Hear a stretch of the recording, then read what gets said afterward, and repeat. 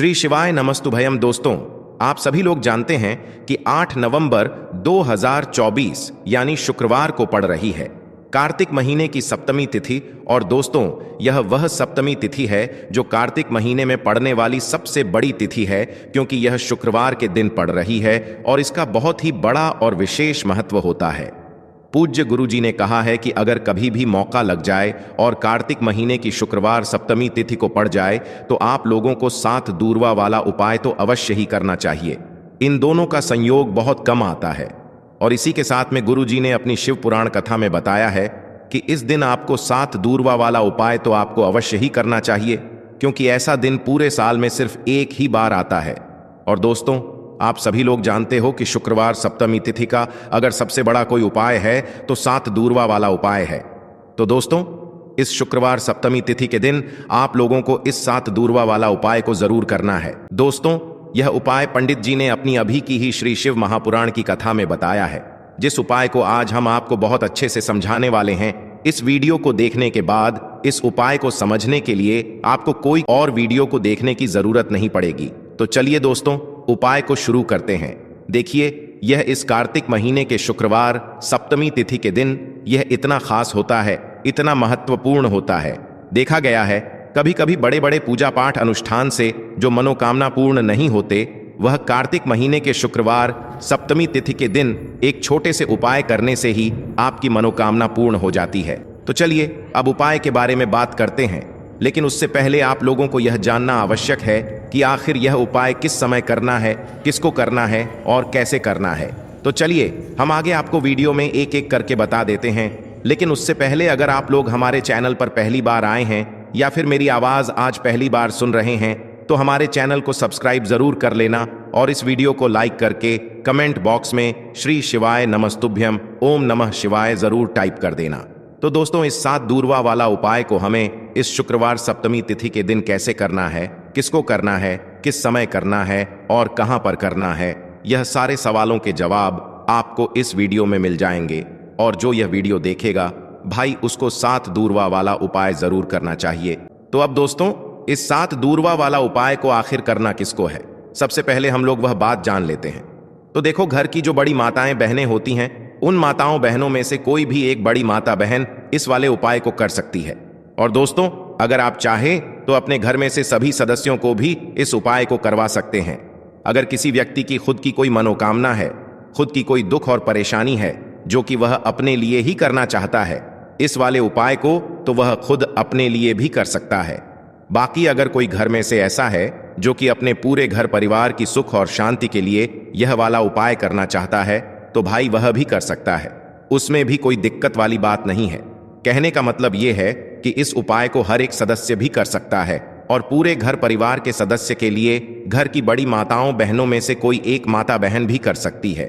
माताएं बहनें अगर घर में उपस्थित ना हो या वह यह वाला उपाय ना कर पा रही हो, तो फिर घर का कोई बड़ा सदस्य भी इस 7 दूर्वा वाला उपाय को कर सकता है, चाहे फिर वह पुरुष ही क्यों ना हो। उसमें कोई भी दिक्कत वाली बात नहीं है। अब दोस्तों, जो अगला प्रश्न निकल कर आता है वह यह आता है इस उपाय को लेकर कि आखिर इस उपाय को हमें किस समय करना है, सुबह के समय करना है कि शाम के समय करना है। तो देखो, इस वाले उपाय को आप लोग सुबह के समय भी कर सकते हो और शाम के समय प्रदोष काल में भी कर सकते हो। अब अगर आप पूछो कि भाई सबसे उत्तम समय कौन सा रहेगा इस 7 दूर्वा वाला उपाय को करने का, तो हम आपसे बस यही कहेंगे कि इस उपाय को आप सुबह के समय करेंगे तो ज्यादा बेहतर होगा। बाकी अगर प्रदोष काल शाम के समय भी करेंगे तो भी अच्छा होगा, उसमें कोई भी दिक्कत वाली बात नहीं है।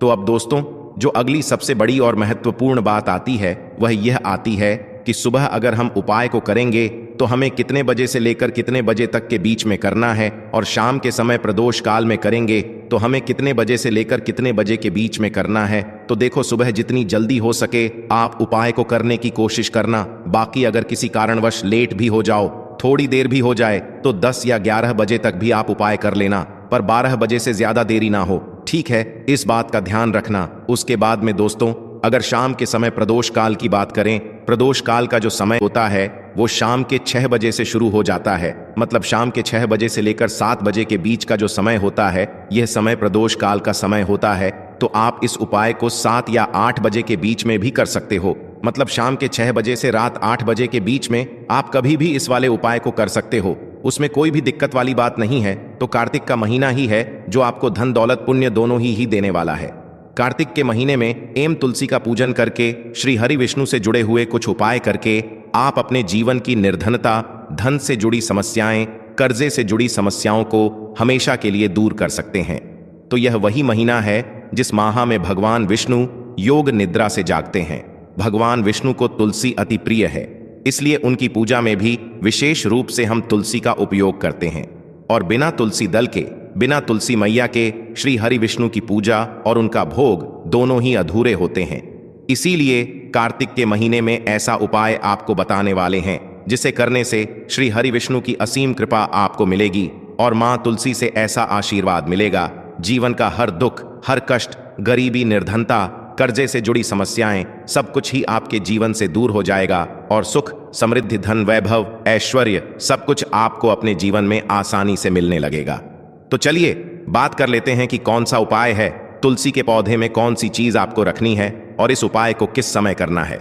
देखिए, सबसे पहले तो आपको बता दें कि अगर आपके घर में तुलसी का पौधा नहीं है तो कार्तिक के महीने में एक तुलसी का पौधा अपने घर में लाकर जरूर लगाएं, क्योंकि कार्तिक के महीने में जो लोग अपने घर में तुलसी जी का पौधा लाकर लगाते हैं, मां तुलसी का पूजन करते हैं, कभी भी मां तुलसी उनके घर में निर्धनता नहीं रुकने देती है। हमेशा उनके घर में धन की वृद्धि होती है, धन की वर्षा होती है। तो जरूर से तुलसी का पौधा आप कार्तिक के महीने में अपने घर जरूर लेकर आएं और अच्छे से आपको मां तुलसी का पूजन करना है। मां तुलसी के पौधे की देखभाल करनी है। और वह कौन सी चीज है जो आपको तुलसी के पौधे में कार्तिक के महीने 8 नवंबर शुक्रवार सप्तमी तिथि में रखना है, और कैसे यह चीज रखते ही रातों रात आपके जीवन में चमत्कार होगा और आपके भाग्य का भी आपको साथ मिलेगा। तो इस उपाय को करने के लिए आपको 2 चीजों की आवश्यकता होगी। सबसे पहले है दूर्वा। दूर्वा आप जानते हो, जो कि भगवान गणेश जी को समर्पित होती है। तो आपको वह दूर्वा की आवश्यकता होगी। साथ ही में 1 लोटा जल की आवश्यकता होगी। और आप जब भी उपाय को करें, दिन भी आपको करें, तो आपको प्रातः कल सुबह सुबह ही करना है।